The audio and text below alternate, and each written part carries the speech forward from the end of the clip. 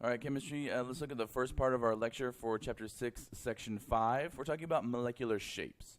When I say molecular shapes, I'm talking about the three-dimensional actual molecule. So far, through the different types of bondings, metallic bonding, ionic bonding, and covalent bonding, we've started to look at the basic units for different types of compounds, whether it be molecular or ionic, a formula unit. But those are just representations. In ACL, that is not what the actual compound looks like. It has a three-dimensional shape, and we're going to start talking about that three-dimensional shape in this section. So what I want you to be able to do at the end of this section, I want you to be able to predict the shape of a molecule using Vesper Theory. And Vesper Theory is going to be one of the central ideas in this lecture. Then associate the polarity of molecules with the shapes of molecules, meaning when there's a certain polarity, what types of shapes can you expect? And then relate the polarity and shape of the molecules to the properties of the substances. We should find that based on the shape, we can anticipate the types of properties that that substance will have. So the three-dimensional shape of a molecule is important in determining the molecule's physical and chemical properties. The shape plays a key role in determining those properties. A Lewis structure, right, which we introduced this chapter, a Lewis structure can help predict molecular shape. You can predict the shape of a molecule by examining the Lewis structure of a molecule. Right? We have to correctly interpret the Lewis structure. Not to mention we have to actually draw the correct Lewis structure. But once we have the correct Lewis structure, if we interpret it properly, we can predict the shape that the molecule will take in 3 dimensions. We are going to use the valence shell electron pair repulsion theory, aka Vesper. Vesper is a theory that predicts some molecular shapes based on the idea that pairs of valence electrons surrounding an atom repel one another. Now, 2 things here. You already know that electron pairs repel one another. You guys already know that electrons are negatively charged, and negatively charged entities will always repel one another. It's an electrostatic repulsion. Minuses and minuses, there's going to be a repulsion. The other thing I want to point out here is that Vesper is going to predict some of the molecular shapes. At the end of this part of the lecture, we're not done. We have some more to add to this picture, but we're going to be able to use Vesper theory to predict some of the shapes of various molecules.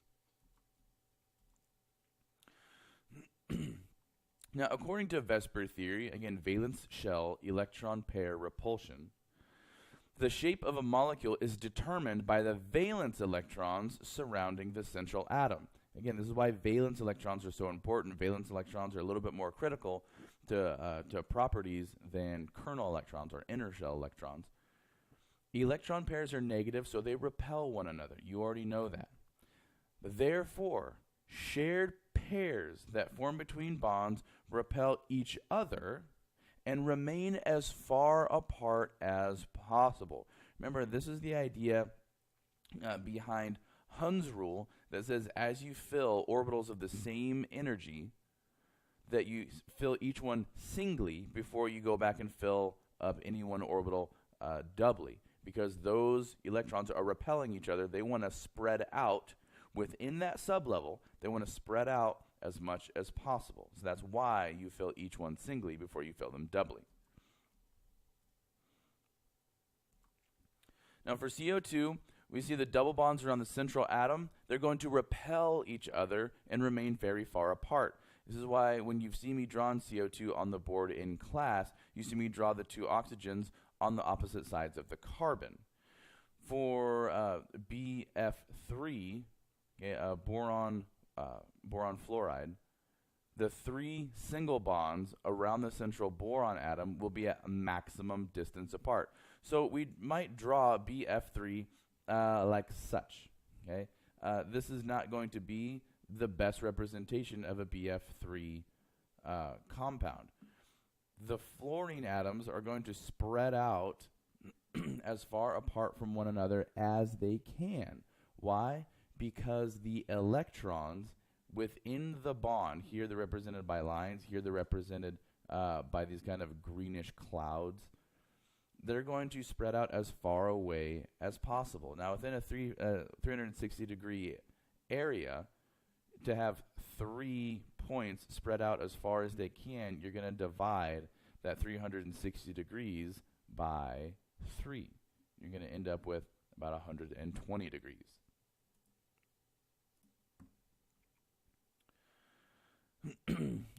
You can also do this with 4 shared pairs.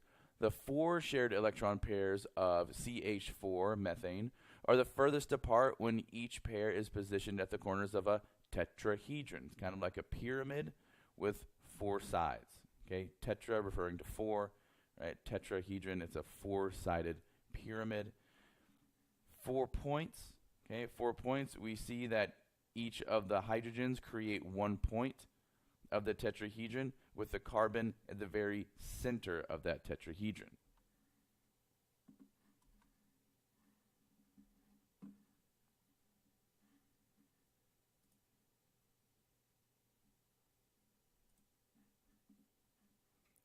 Come on, computer. The atoms attached to a central atom spread out from each other as much as possible. But how does this model explain the geometries of molecules with non-bonding electron pairs? The nitrogen atom in an ammonia molecule has 1 non-bonding pair of electrons. These electrons also repel the adjacent atoms and do so even more strongly. The atoms, therefore, are pushed closer to one another. We can predict the geometries of molecules by considering the locations of all the electron pairs in the valence shell. Phosphorus trichloride, for example, is made up of a central phosphorus atom attached to 3 chlorine atoms by single bonds. Consulting the periodic table, we see that phosphorus has 2 valence electrons in s orbitals and 3 valence electrons in p orbitals. The chlorine atoms all have 7 valence electrons, 1 empty spot in one of their p orbitals. So each of the single p orbitals in phosphorus must be bonded with the single p orbitals in chlorine, leaving a lone pair of electrons on one side of phosphorus. According to our model, the geometry of phosphorus trichloride, therefore, is not trigonal planar, but rather trigonal pyramidal, with the chlorine atoms bent away from the lone electron pair. And so, Robot Lady gave us a short introduction to the names of these different shapes. Okay, we saw that with phosphorus trichloride, we were not going to have a trigonal planar. Trigonal referring to 3, planar referring to flat. Okay, notice that this doesn't actually go into any third dimension. It's just flat. Versus trigonal, this is bipyramidal, but trigonal pyramidal, because you're going to see that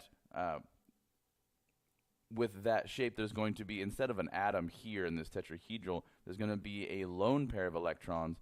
And even though there's not a bonded atom here, the lone pair of electrons is going to repel these 2 bonds right here, pushing them down into a shape very similar to this tetrahedron. Okay, but because there aren't 4 atoms bonded to that central atom, we don't call it tetrahedral 4.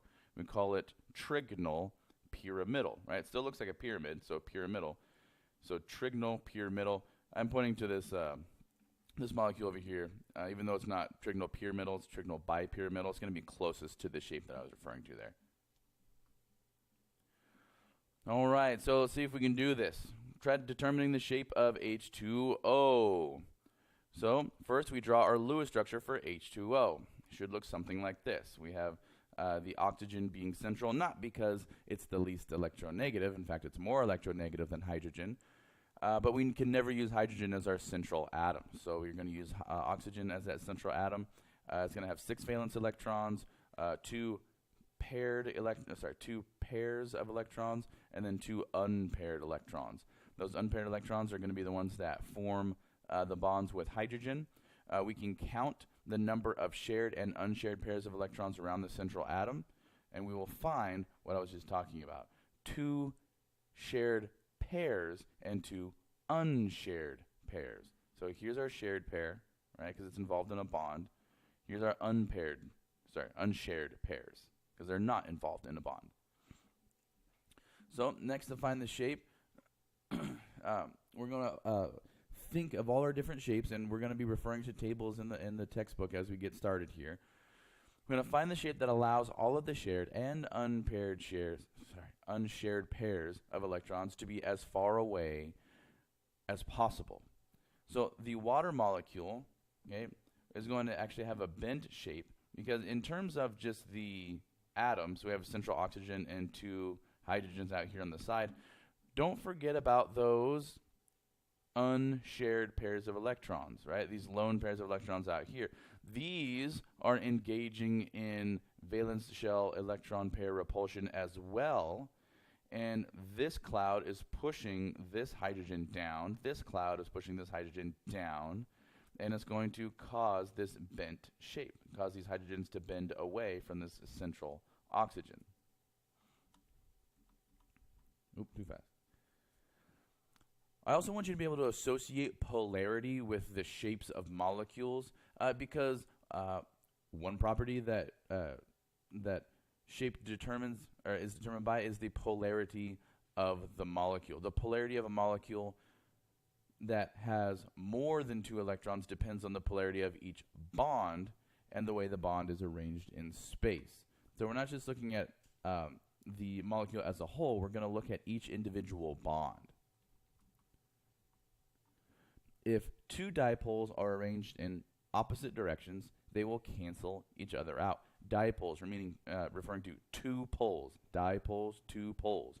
They will cancel each other out if they're in opposite directions. If 2 dipoles are arranged at an angle, right, they will not cancel each other out. If we compare the molecules of nonpolar carbon dioxide, which has a linear shape, and the polar water, which we just looked at, which has a bent shape, we can try to see this in action. And so here's our dipole.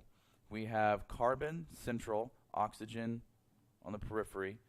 Now, oxygen is much more electronegative than carbon, and so the electrons in this bond are going to lean more to the outside. They're going to be leaning more towards oxygen. So it makes this bond polar. It's a dipole. We have a partial negative over here, partial positive in the middle.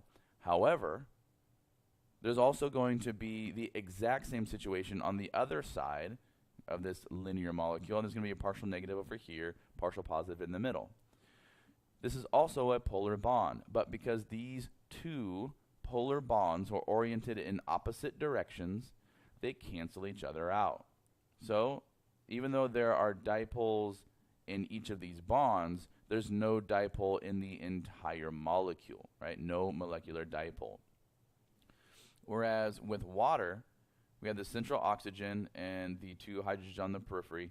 Oxygen is much more electronegative than the hydrogen, so the electrons in each of these bonds are going to lean more towards the oxygen, right? And so the oxygen is going to have a partial negative charge. The hydrogens are going to have a partial positive charge. But notice, these are not oriented opposite one another. They're at angles. And so we end up with the top part of this molecule being a partial negative, and the bottom part of this molecule being a partial positive, as we see over here on the side. So overall, there is a molecular dipole. All right, guys, that's going to do it for this part of the video lecture. I will see you next period.